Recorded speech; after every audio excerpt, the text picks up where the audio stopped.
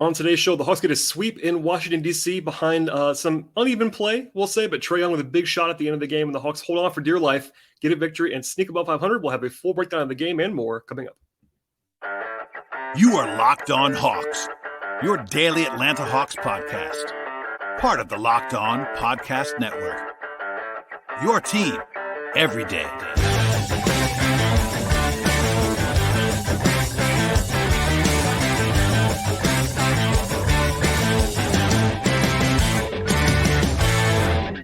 Hello, friends. Welcome to episode 1428 of the Locked On Hawks podcast. I am your host, Brad Rowland, coming to you on a Friday evening here in mid-March. And today's show is brought to you by FanDuel Sportsbook, the official sportsbook partner of the Locked On Podcast Network. Make every moment more with FanDuel. Visit FanDuel.com/LockedOn today to get started. And also, at the top of the podcast, I want to tell you, encourage you to make us your first listen each and every day. Find us anywhere you get your podcasts, Apple Podcasts, Spotify, YouTube, etc. And we really appreciate you being on board for this episode. And the podcast will break down what became a nice win for the Hawks on the road, 114-107 over the Wizards. It was never comfortable in this game. I'll just say that at the very top of the podcast. It was not a great performance. It was a bad performance, but the Hawks got the win, and they're now 34-33, above 500 again. A nice place to be, at least when compared to being below 500 at this point. And they go 2-2 on this 4-game road trip with the two mini series in Miami and Washington. That isn't perfect. I thought they probably needed to go 3-1 to sort of achieve their ultimate goals, but still 2-2 is not a disaster, especially with 4 road games. They were only favored in 2 of those 4 games, and they won games they were favored in. There you go on that. So we'll get into the game now and sort of how this game progressed. But again, it was not a perfect performance by any means for the Hawks, but it is an example in my mind of a road game that you kind of just have to figure out how to win. And I know this is still very young in the Quinn Snyder era. The Hawks are still getting sort of acclimated to what's going to be happening under his regime. This is still a team that is a little bit uncertain at this point in time. But, big picture, getting this kind of win on the road when you are a team that has goals is an important thing to have happen. FanDuel, our friends over there, had this game as basically a coin flip in this game. The Hawks were favored by 1.5 points at tip-off. That's pretty close. I think the Hawks are better than the Wizards, and that was sort of illustrated in that line considering they were favored on the road. But it wasn't easy. And other than three-point shooting, Atlanta was not great on offense in this game. The officiating was pretty bad in this game, and at some pretty bad times for the Hawks, I thought, in this one. The end of the game was a total mess. The Hawks couldn't inbound the ball. There was weirdness, all kinds of stoppages and reviews and just uneven play. But the biggest shot of the night happened with Trae Young connecting on a three-pointer with 1:17 to go. The Hawks by 5 points, and from there, the Hawks led the entire rest of the way. Again, it wasn't over at that point, but the Hawks were able to sort of grind it out on the whole with some quality defense in this game all the way across the board and just enough offense to escape with the victory. So, again, not perfect, and we'll get into sort of the defense now because I want to lead with that. Because honestly, after a lot of offense-first basketball from the Hawks in the last couple of weeks, the Hawks have been basically a top 5 offense in the league for basically 2 weeks now or 3 weeks now. But this was definitely a defense-first win for Atlanta. A 106 defensive rating against the Wizards in this game. That's a number that you'll take against any opponent, basically. There was some help from Washington for sure. The Wizards had some ball security issues in this game.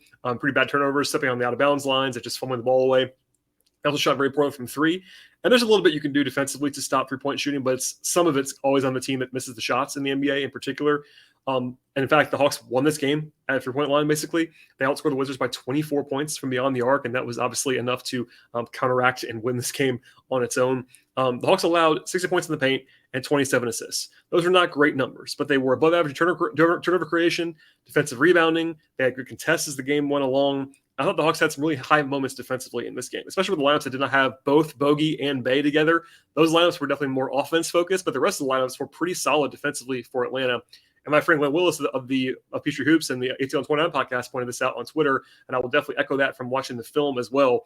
The Hawks did not overhelp in this game, and that was a problem that I think they probably identified and wanted to correct from Wednesday's game, and that was generally quite effective on defense in this one. Again, it wasn't perfect. The first quarter was a little bit uneven. They were better after that, and not always like executing at the absolute flawless levels. But as long as they didn't have their worst defending lineups in the game, they did a pretty good job in this one. And it was definitely a night where the defense was more effective than the offense compared to normal baselines.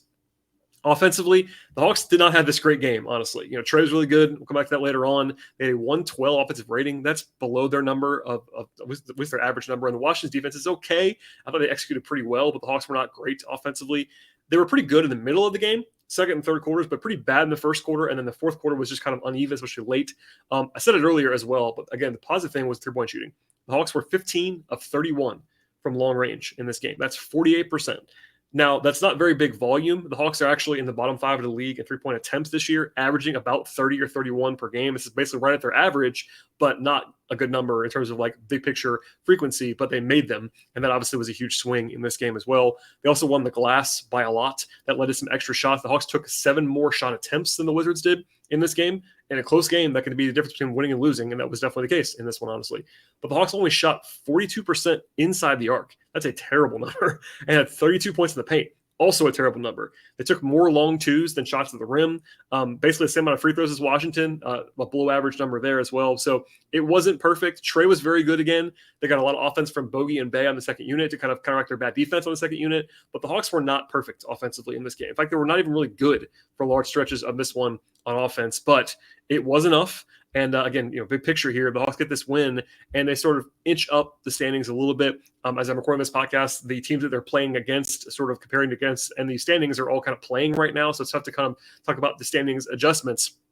But if they had gone 1-3 on this road trip, it would have been certainly a flashing red light for me. And I'm someone who always emphasizes, if you're new listener to the podcast, you may not know this, but I always tell people to take it one game at a time. It's kind of one of those funny things, but 1 of 82 games in February and games in March and games in January, like it's important not to overreact to any single result, but the Hawks needed to not have a disastrous road trip to kind of get where they want to get. And look, this is still a 500 team right now. They're below 500 on the road, etc. But to go out and get 2 wins on this trip, come back. They have a challenging game on Saturday, which we'll come back to later at the end of the show against Boston. That's a game that they're going to be underdogs in. So getting this game tonight is not a small thing, and we'll kind of leave it there for now. We'll get back into the game flow in a moment, as well as at the end of the podcast. What we do customarily is talk about how all of the individual players performed in this game. Before we get to all of that, though, a word from our sponsors on the show.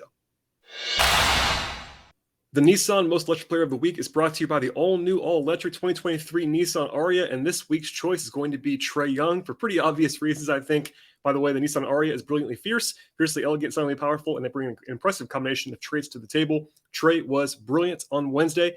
28 points, 10 assists, and some of the best defense of the season, honestly, to go along with incredible efficiency in that game. And then tonight against Washington on Friday, 28 points, 9 assists again. And he also hit the biggest shot of the night against the Wizards as well. So he's been fantastic for the Hawks in recent days. And the biggest reason why the Hawks won the last 2 contests. The Nissan Ariya packs power that will pin you to your seat, and it also has premium intelligence all-in-one EV. The all-new, all-electric 2023 Nissan Ariya, the EV for people who love to drive. Shop now at nissanusa.com.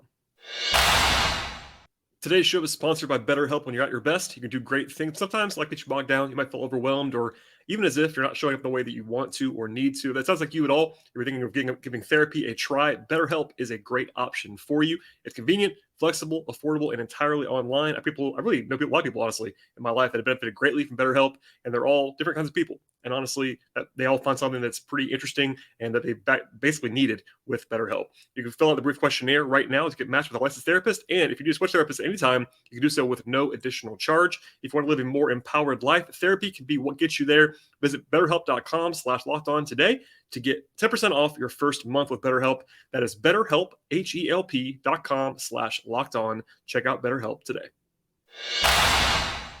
All right, it was kind of a slow start for the Hawks in this game, other than DeAndre Hunter making his first 2 shots. The defense was kind of a step slow. They were not great rotating. Again, I think that's maybe part of the emphasis was to not over-rotate. They gave up some easy ones as they sort of adjusted to that early in the game. Washington got 12 points in the paint in the first 5 minutes. That was not great.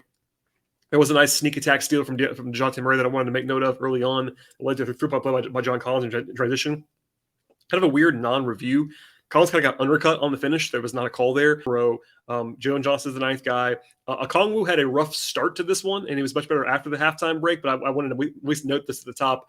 In the first 90 seconds he played, he missed his first shot, missed 2 free throws, and then got a foul in 90 seconds. So tough start for Okongwu in this one. The Hawks were down by 6, honestly, after about 10 minutes to go in that first quarter, and they were probably fortunate to only be down by 6. They scored less than 0.8 points per possession for the first 10 minutes of the game and shot the ball very poorly. They found some offense late with Trae and Saddiq Bey making some threes, but they were still down by 5 at the end of the first quarter, and it was kind of an ugly performance on the whole from Atlanta. Now, there was one rotation tweak in the second quarter, and it's usually Okongwu with the second unit at the top of the second quarter. It's usually that, no Trae, it's DeJounte and the bench. But they actually started Capella in that stretch.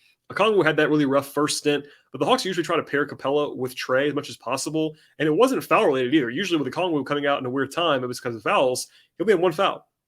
Capella played 17 of the first 21 minutes in this game. And by the end, you wouldn't have noticed. So this is one of those things that, like, I'm obviously paying very close attention to everything. But Capella played 29 minutes in this game. That's not out of the ordinary, but it was a lot of Capella in that first half, which I think was a little bit out of the ordinary. I'm not sure if it was just matchups or the fact that Okongwu was not sort of his best early on. But in the second half, they kind of flipped because Okongwu was better, and that made some sense.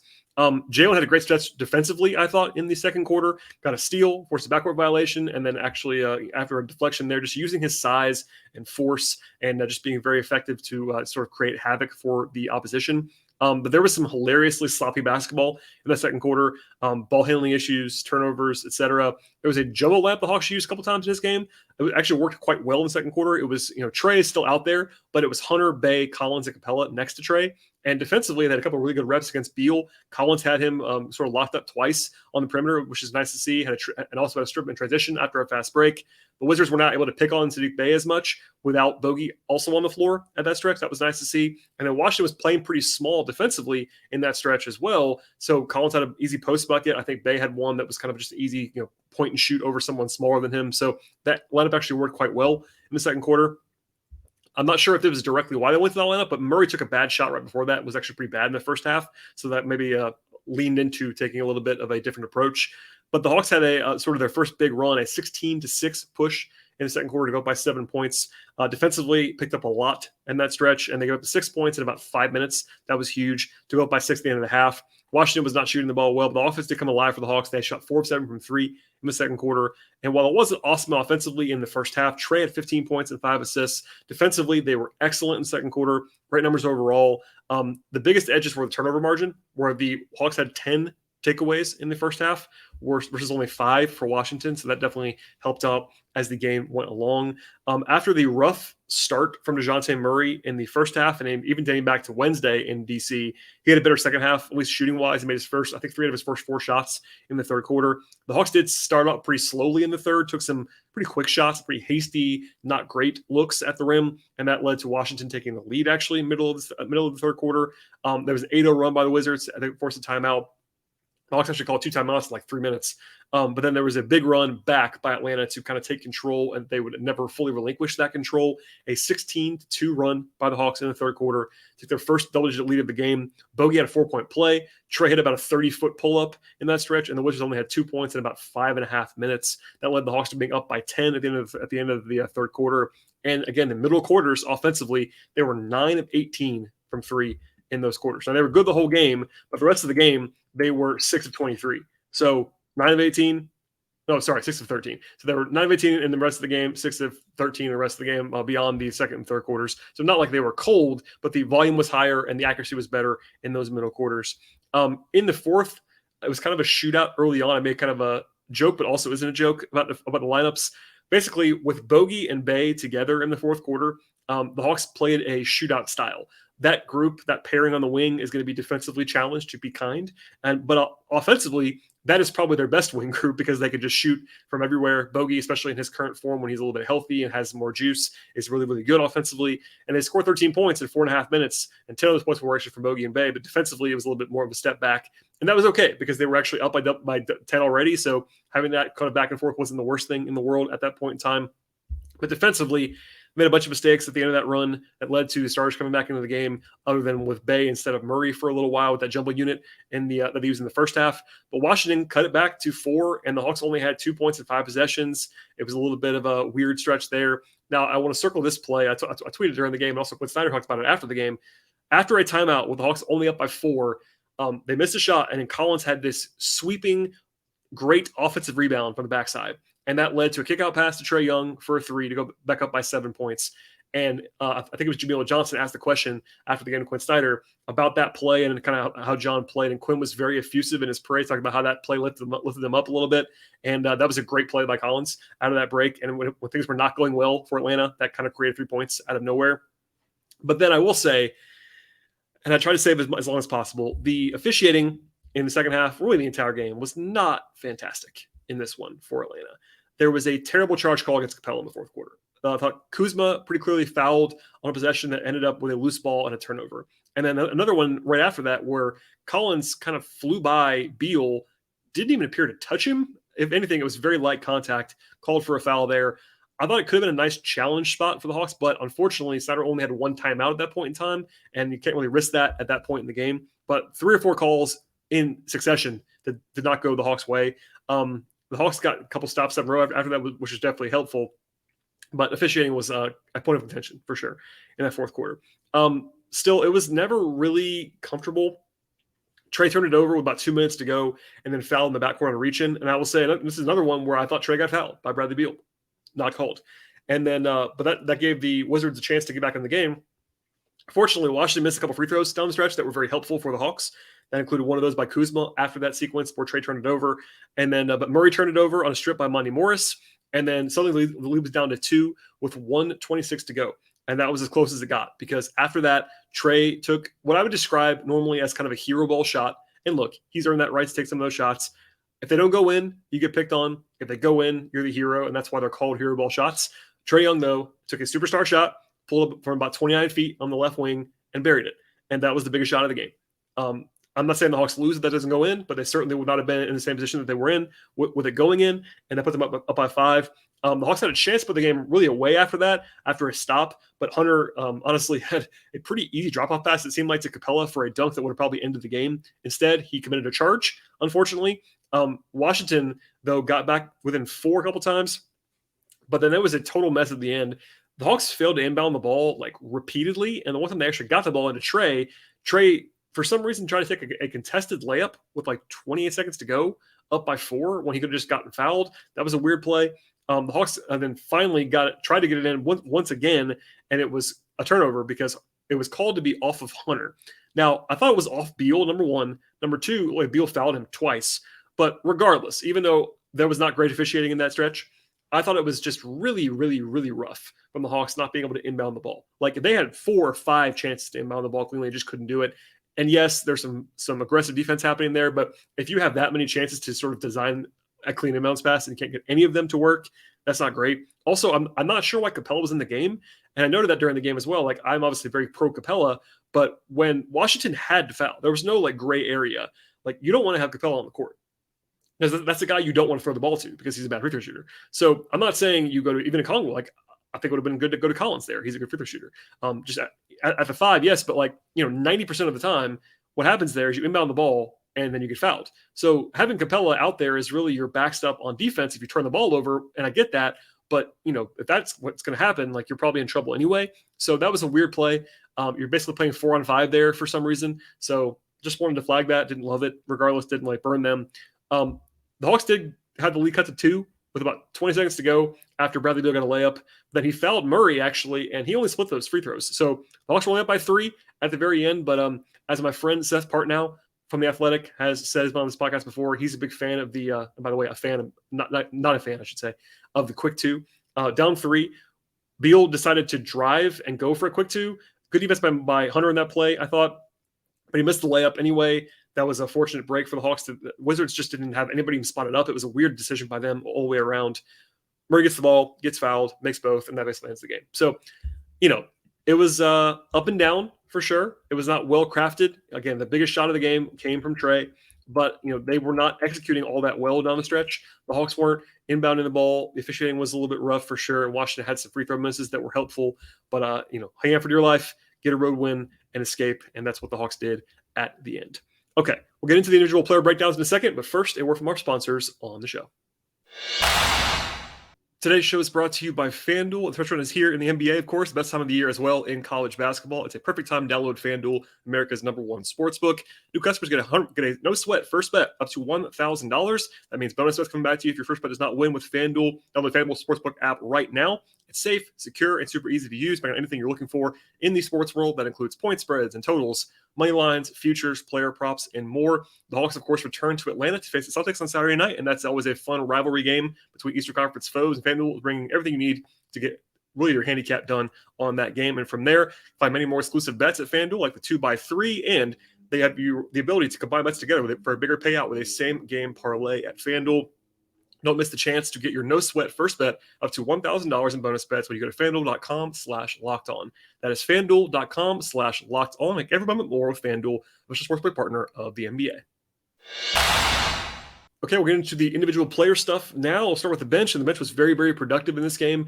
A lot of it was offense-based, but still the numbers were good with the bench on the floor in this one. Jalen played the least. He played 13 minutes, had 4.6 rebounds, and 2 assists to go along with a steal and good defense. Offensively, it was not great from Jalen. He was 2 of 6 from the floor. Did have 2 assists, and his passing continues to pop in a good way. His vision for a power forward-sized player is really, really, really encouraging. But, they played him less in the second half. That was okay with me. Snyder talked about him very positively after the game, and with good reason.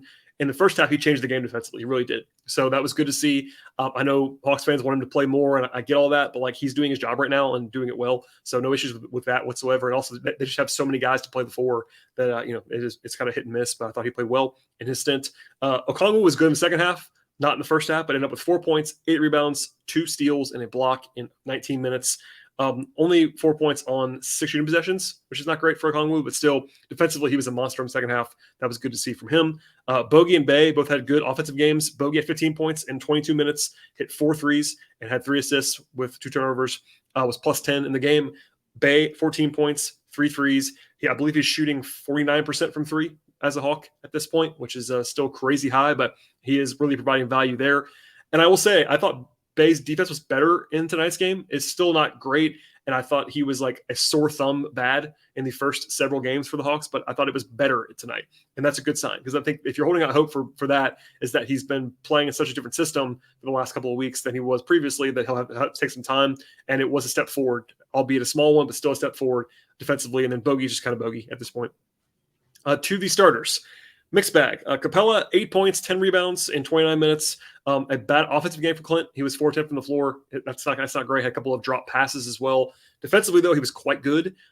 Sort of dueling with Daniel Gafford. I thought Clint was good on defense the entire game.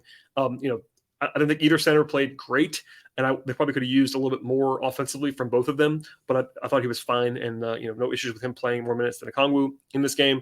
Collins had a weird offensive game, 7 points on 7 shots, but was 3 of 4 from 2, 0 of 3 from 3. So obviously he hit 4 threes on Wednesday and now 0 of 3 again. So we'll see how much that sort of you could take from that, but 0 of 3 is 0 of 3. But he did have 2 steals and a block, and Snyder praised the defense. I thought it was really good defensively in this game. I think it was better tonight than he's been in a couple games defensively.